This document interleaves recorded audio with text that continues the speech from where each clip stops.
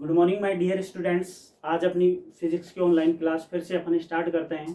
ठीक है, तो अपना इसके अंदर लेसन नंबर 4 स्टार्ट करेंगे आज अपन, जिसका नाम है विद्युत धारिता। ठीक है, इलेक्ट्रिक कैपेसिटेंस। ठीक, तो इसका फर्स्ट टॉपिक है अपना कि चालकता के आधार पर पदार्थों को मुख्य रूप से दो भागों में बांटा गया है, या दो भागों में बांटते हैं। ठीक है, उनमें से फर्स्ट है चालक और दूसरा है अचालक या कुचालक जिसे बोलते हैं। ठीक है, तो चालक पदार्थ तो आपने 10th क्लास में भी पढ़ा होगा। ठीक है, तो चालक पदार्थ कौन से होते हैं? वे पदार्थ जिनमें विद्युत धारा का चालन होता है, अर्थात जिनमें आवेश का प्रवाह होता है।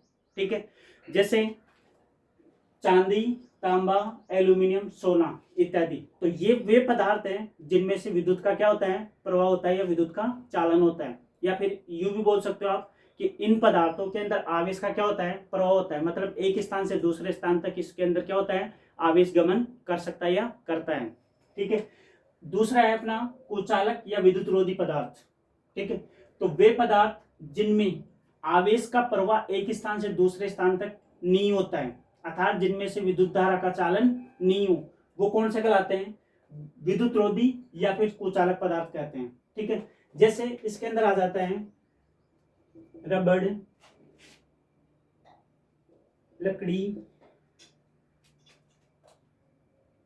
आदि। तो ये वे पदार्थ हैं जिनमें से धारा का चालन नहीं होता है, वो कौन से पदार्थ कहलाते हैं? कुचालक पदार्थ कहलाते हैं। ठीक है, यहां तक इसका एक बार स्क्रीनशॉट लीजिए, अपन आगे चलते हैं।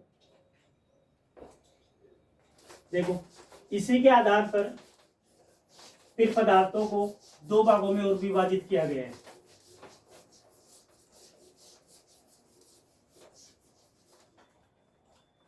देखो, इसके बाद है मुक्त आवेश। ठीक है, देखो अपना ये परमाणु है। ठीक है, और परमाणु के अंदर क्या है? नाभिक पाया जाता है अपना। ठीक है, नाभिक होता है जिसके अंदर इलेक्ट्रॉन और प्रोटॉन दोनों क्या होते हैं? इक्वल क्वांटिटी के अंदर पाए जाते हैं। ठीक है, तो इस नाभिक के अंदर, सॉरी परमाणु के अंदर ये विभिन्न कक्षाएं उपस्थित होती है, जिनके अंदर क्या करते हैं? इलेक्ट्रॉन चक्कर लगाते हैं। परमाणु होता है, परमाणु के अंदर क्या होती है? विभिन्न कक्षाएं होती है जिनके अंदर इलेक्ट्रॉन क्या करते हैं? चक्कर लगाते हैं। ठीक है, तो इसमें क्या होता है कि जो भी इलेक्ट्रॉन उपस्थित होता है इन कक्षाओं के अंदर, जो भी इलेक्ट्रॉन उपस्थित होते हैं, तो जिस नाभिक के नजदीक, जो कक्षा नाभिक के नजदीक होगी, उसके ऊपर नाभिक के द्वारा जो लगाया गया आकर्षण बल है उसका प्रभाव अधिक रहता है। समझ में आई बात? उसका प्रभाव क्या रहता है? अधिक रहता है। ठीक है, और जैसे जैसे कक्षा की दूरी बढ़ती जाती है नाभिक से, वैसे वैसे क्या होता है कि नाभिक पर आकर्षण बल क्या होता है? कम होता जाता है। ठीक है, तो इसके द्वारा क्या होता है कि जो कक्षा नाभिक के नजदीक होती है उसके ऊपर नाभिक का आकर्षण बल अधिक होता है, और जिस कक्षा की दूरी नाभिक से अधिक होती है उस पर क्या होता है कि जो नाभिक का आकर्षण बल है वो क्या होता है? कम होता है। समझ मेरी बात?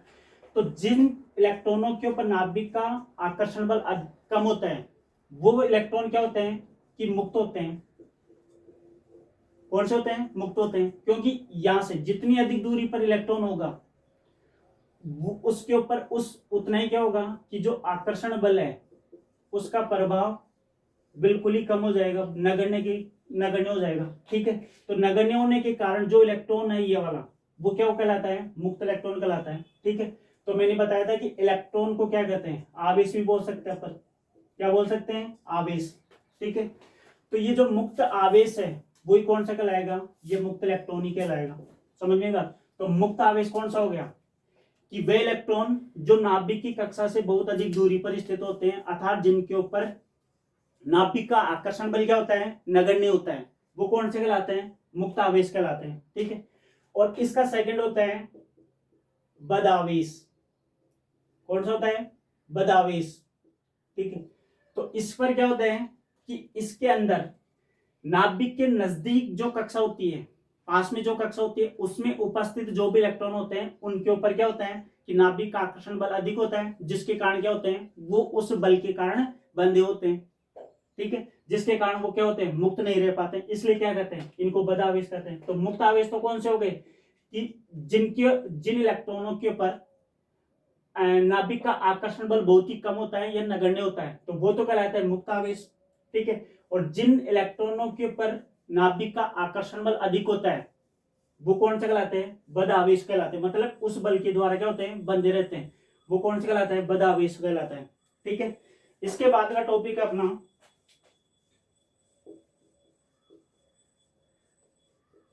प्राविद्युत पदार्थ।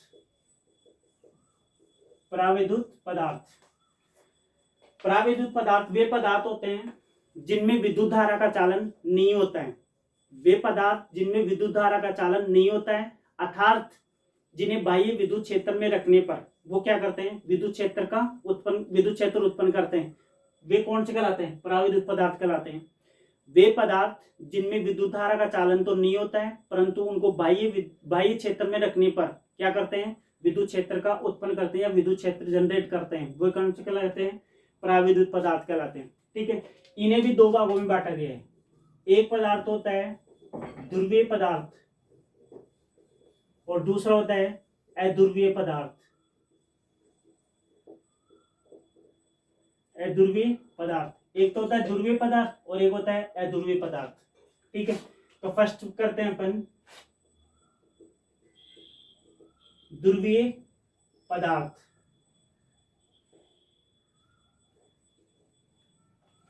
वे पदार्थ जिनके धनावेश व ऋणावेश के वितरण केंद्र अलग अलग हो, वो कौन से कहलाते हैं? ध्रुवीय पदार्थ कहलाते हैं। वे पदार्थ जिनके धनावेश तथा ऋणावेश के वितरण केंद्र अलग अलग हो, वो कौन से कहलाते हैं? ध्रुवीय पदार्थ कहलाते हैं। ठीक है, दूसरा अध्रुवीय पदार्थ, तो वे पदार्थ जिनमें धनावेश और ऋणावेश के वितरण केंद्र एक ही हो, मतलब एक ही बिंदु पर स्थित हो दोनों धनावेश और ऋणावेश, तब तो कहलाएगा अध्रुवीय पदार्थ। और यदि धनावेश और ऋणावेश अलग अलग हो, वो कौन से कहलाते हैं? ध्रुवीय पदार्थ। और एग्जाम्पल के लिए अपन देखते हैं, जैसे अपने पास होता है H2O, ठीक है, CO2 हो गया, तो ये क्या है? ये इसका एग्जाम्पल है ध्रुवीय पदार्थ के। जैसे अपने पास है कि इधर से ये दो हैं भाई, इसके अंदर ऑक्सीजन तो एक है, हाइड्रोजन कितने हैं? दो, तो ये अलग अलग हो गए। तो एक तो ये बन जाएगा इसका ध्रुवीय पदार्थ, और ये कौन सा बन जाएगा? ये वाला बन जाएगा। इसी प्रकार CO2 का बन जाएगा, वो इधर आ जाएगा, वो इधर आ जाएगी, तो एक तो ये बन गया और ये कौन सा बन गया? ये बन गया। तो दोनों के अलग अलग है ध्रुवीय पदार्थ, तो वो तो कौन सा कहलाता है? तो इस पे तो माइनस आ जाएगा, इस पे कौन सा आएगा? प्लस, तो ये प्लस, तो ये माइनस और ये प्लस हो गया, तो ये दोनों अलग अलग हो गए। तो इधर भी कौन सा हो गया? H के ऊपर प्लस आता है, O के ऊपर माइनस आता है। ठीक है, तो ये दोनों अलग अलग हो गई। इसी प्रकार अध्रुवीय पदार्थ, अध्रुवीय पदार्थ, ठीक है, देखो अध्रुवीय पदार्थ कौन से बताया मैंने? कि वे पदार्थ जिनके ऋणावेश और धनावेश के जो वितरण केंद्र है वो एक ही बिंदु पर स्थित होते हैं, वो कौन से कहलाते हैं? अध्रुवीय पदार्थ कहलाते हैं। जैसे H2 हो गया, N2 हो गया, O2 हो गया, तो ये क्या है? एक ही, ये वाले एक ही बिंदु पे होंगे। जैसे आप इसको यूं कर लो, यहाँ पे भी H प्लस आ जाएगा और इधर से भी कितना आ जाएगा? H प्लस आ जाएगा दोनों, तो इनका वितरण केंद्र कौन सा होगा? एक ही होगा। N2 ये वाला, ये N और ये N, तो ये कौन सा हो गया? एक ही हो गए ये वाला दोनों।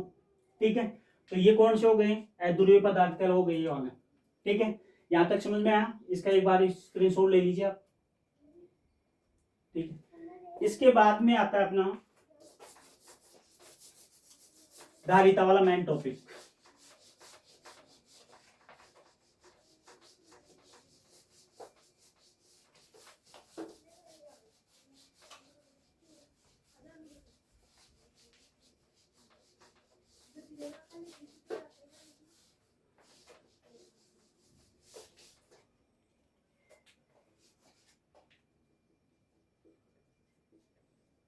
विद्युत धारिता, इलेक्ट्रिक कैपेसिटेंस। देखो विद्युत धारिता क्या होता है कि जैसे अपने पास कोई एक प्लेट है, ये वाली, ठीक है। जब इस प्लेट को अपन आवेश देते हैं, मतलब चार्ज करते हैं, जब किसी प्लेट को अपन चार्ज करते हैं या चार्ज देते हैं इस प्लेट को, ठीक है, तो क्या होता है कि जितनी मात्रा में अपन आवेश देते हैं इसको, जितनी क्वांटिटी के अंदर आवेश देते हैं, उतनी ही मात्रा में क्या होता है, इसके विभव में वृद्धि होती है। क्या होती है, इसके विभव में वृद्धि होती है, ठीक है। तो जितना आवेश देंगे उतनी ही मात्रा में उस प्लेट के विभव में क्या होती है, वृद्धि होती है, ठीक है। तो ये जो विभव में वृद्धि होती है वो उस प्लेट को दिए गए आवेश के क्या होता है, समानुपाती होता है, ठीक है। तो यहाँ पे हो जाएगा Q समानुपाती V, मतलब दिया गया आवेश तो Q है, जबकि इस Q आवेश के कारण इसके विभव में कितनी वृद्धि हुई है, V, ठीक है। तो ये जो V है वो उस चालक प्लेट को दिए गए आवेश के क्या होता है, समानुपाती होता है। ये क्या कहलाते हैं, विद्युत धारिता कहलाती है वाली। समझ में आई बात। तो Q समानुपाती हो गया V के, तो Q बराबर हो गया CV, जहां C समानुपाती नियतांक है जिसे चालक की धारिता कहते हैं। क्या है कि अपन जब किसी चालक प्लेट को आवेश देते हैं तो उस आवेश के कारण उस चालक प्लेट के विभव में क्या होती है, वृद्धि होती है। तो ये जो विभव में वृद्धि है वो दिए गए आवेश के क्या होता है, समानुपाती होता है। इसे क्या कहते हैं, चालक की धारिता कहते हैं, ठीक है। तो Q समानुपाती हो गया V, तो Q चालक को दिया गया आवेश है, जबकि V क्या है, चालक प्लेट के विभव में वृद्धि है। तो दिया गया आवेश Q, चालक प्लेट के विभव में कितनी वृद्धि हुई है, V, तो दोनों एक दूसरे के क्या होते हैं, समानुपाती हो गए यहाँ पे। तो Q बराबर हो गया CV, ठीक है। तो यहाँ पे C क्या है, एक समानुपाती नियतांक है जिसे चालक की क्या कहते हैं, धारिता कहते हैं। तो यहाँ पे हो गया, अतः C बराबर Q/V, ठीक है। अगर अपन इसकी यूनिट की बात करें, मात्रक, तो ये हो गया आवेश का मात्रक कूलाम, जबकि विभव का मात्रक बताया मैंने वोल्ट। तो कूलाम प्रति वोल्ट, या तो ये लिख सकते हो अपन, या फिर इसको कूलाम प्रति वोल्ट को लिखते हैं अपन फैरेड। क्या लिखते हैं, फैरेड, जिसको अपन स्मॉल f के द्वारा प्रदर्शित करेंगे यहाँ पे। तो ये हो गया C/V। तो कूलाम प्रति वोल्ट किसके, कौन सा हो गया, फैरेड हो गया, जिस अपन f के द्वारा डिनोट करेंगे यहाँ पे, ठीक है। तो धारिता का मेन मात्रक कौन सा हो गया, फैरेड हो गया। समझ में आई बात। तो देखो अन्य मात्रक, देखो 1 मिली फैरेड, तो इसका मतलब हो गया 10⁻³ फैरेड। 1 microfarad 10⁻6 farad.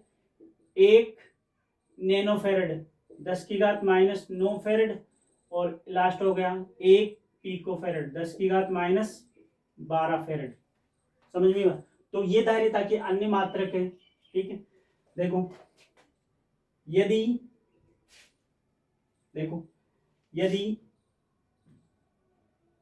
V बराबर 1 वोल्ट हो, यदि V बराबर 1 वोल्ट हो तो क्या होगा कि C बराबर Q। तो जब किसी चालक प्लेट के विभव में 1 वोल्ट की वृद्धि होती है, तो उस चालक प्लेट की जो धारिता है वो किसके बराबर हो जाएगी कि उस चालक को जितना आवेश देंगे वो उस चालक की धारिता के क्या हो जाएगी, बराबर हो जाएगी, ठीक है यहाँ तक। तो Q किसके इक्वल हो गया, C के इक्वल हो गया, क्योंकि उस चालक प्लेट के विभवांतर के अंदर कितनी वृद्धि हुई है, 1 वोल्ट की वृद्धि हुई है, जो कि किसके बराबर थी, दिए गए चालक के आवेश के बराबर थी, समानुपाती थी। तो ये Q किसके बराबर हो गया, C के बराबर हो गया। तो जब किसी चालक प्लेट के विभव में 1 वोल्ट की वृद्धि होती है तो उस चालक प्लेट को दिया गया आवेश उस चालक प्लेट की धारिता के बराबर होती है।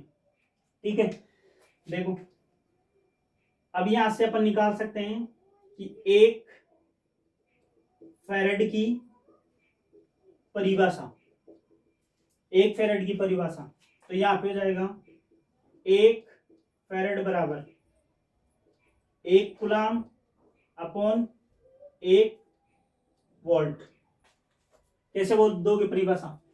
यदि किसी चालक प्लेट के विभवांतर में 1 वोल्ट की वृद्धि होती है तो उस चालक प्लेट को दिए गए आवेश की मात्रा कितनी होती है? 1 कूलम होती है। तो मैंने क्या कहा कि जो आवेश होती है वो धारिता के बराबर होती है यहां से। ठीक है, तो यदि किसी चालक प्लेट को 1 वोल्ट विभवांतर देने पर दिया जाए तो उस चालक प्लेट के अंदर कितना आवेश दिया जाएगा? 1 कूलम आवेश दिया जाएगा, जो कि किसके बराबर हो जाएगा? 1 फैरेड के बराबर हो जाएगा यहाँ पे।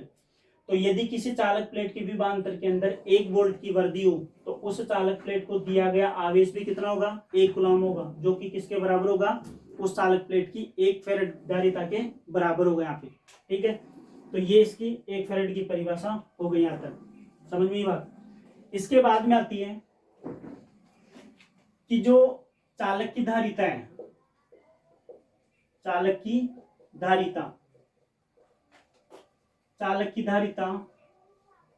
की निर्भरता,